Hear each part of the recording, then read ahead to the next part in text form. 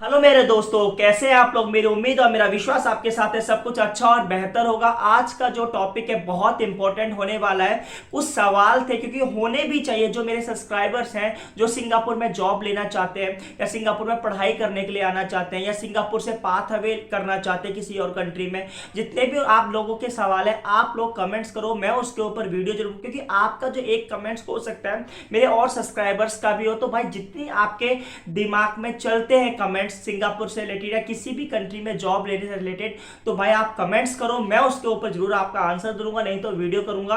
तो भाई आज का जो कमेंट्स है स्क्रीनशॉट पर जो आ रहा है, माय ब्लॉग उनका जो नाम है, उनका जो यूट्यूब पर उन्होंने नाम डाला हुआ है, भाई स्टूडेंट वीजा पर भी स्किल सर्टिफिकेट लेना जरूरी पड़ती है जॉब के लिए, इसके बारे में आप कुछ बताओ। तो कहने का मतलब, उनका मतलब ये है कि अगर आप सिंगापुर में स्टूडेंट वीजा पर और उसके बाद जॉब लेना चाहते तो क्या स्किल सर्टिफिकेट की जरूरत पड़ेगी या नहीं पड़ेगी, इस वीडियो में पूरा डिस्कस करेंगे। तो मेरी आपसे छोटी सी रिक्वेस्ट है, अगर आप इस चैनल पर पहली बार आए हैं, पहली बार देख रहे हैं या यूट्यूब की रिकमेंडेशन से आपने ये चैनल देखा है, प्लीज लाइक एंड सब्सक्राइब, इसी तरह से प्यार बनाए रखो।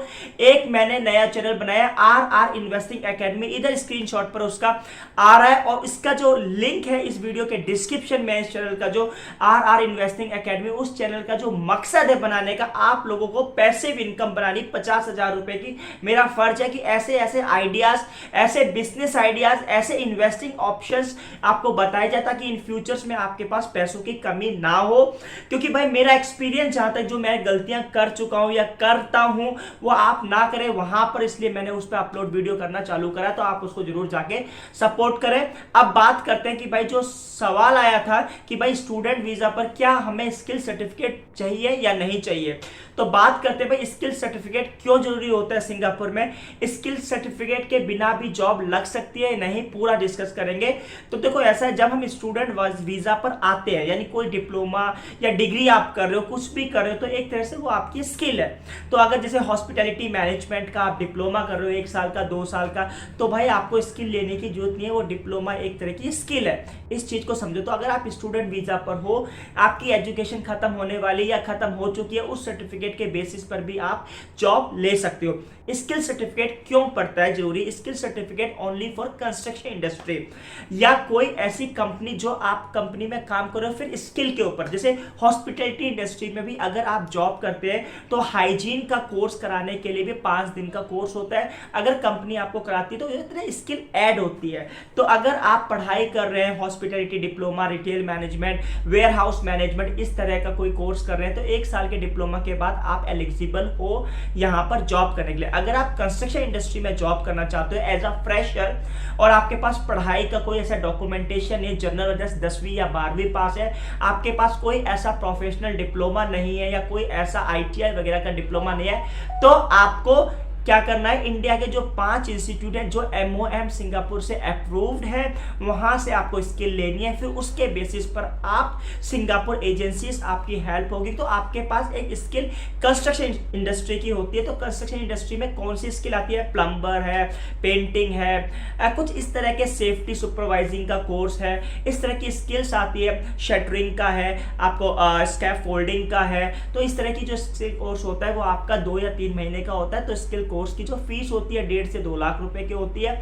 और अगर आप सिंगापुर में जॉब के लिए कंस्ट्रक्शन इंडस्ट्री में, उसके लिए आप एलिजिबल हो। अगर आप इंडिया में आपने BBA कर रखा है, MBA कर रखा है, ITI कर रखा है, और अगर आपके पास कुछ ऐसे हॉस्पिटैलिटी का डिग्री है, डिप्लोमास है, एक्सपीरियंस है, अगर और भी हम हेल्थ केयर सेक्टर्स में अगर आपके पास नर्सिंग का डिप्लोमा है या कोई DMLT जिसे बोलते हैं, काफ़ी फिजियोथेरेपी का डिप्लोमा है, और तो ये आपकी ऑलरेडी स्किल है, तो आपको स्किल करने की जरूरत नहीं है। स्किल सर्टिफिकेट उन लोगों को चाहिए कि आप कंस्ट्रक्शन इंडस्ट्री में जॉब करने के लिए ले रहे हैं, क्योंकि आपके पास कोई डिग्री तो है नहीं। अगर आप सिविल इंजीनियरिंग की डिग्री है तो आपको जो स्किल का कोई जरूरत नहीं है। तो आप एज अ वर्क परमिट पर जब आप काम करते हैं सिंगापुर में तो आपको स्किल सर्टिफिकेट की जरूरत पड़ती है। जब आप सेमी स्किल परमिट जिसे एस पास बोलते हैं और एक एम्प्लॉयमेंट पास पर अगर आप काम करते हो, अगर आप IT से हो तो भी आपको कोई जरूरत नहीं है स्किल की। अगर आप बैचलर ऑफ सिविल इंजीनियरिंग है या मास्टर्स ऑफ सिविल इंजीनियरिंग है तो भी आपको जरूरत नहीं है कंस्ट्रक्शन में काम करने के लिए, क्योंकि आप एस पास और एम्प्लॉयमेंट पास पर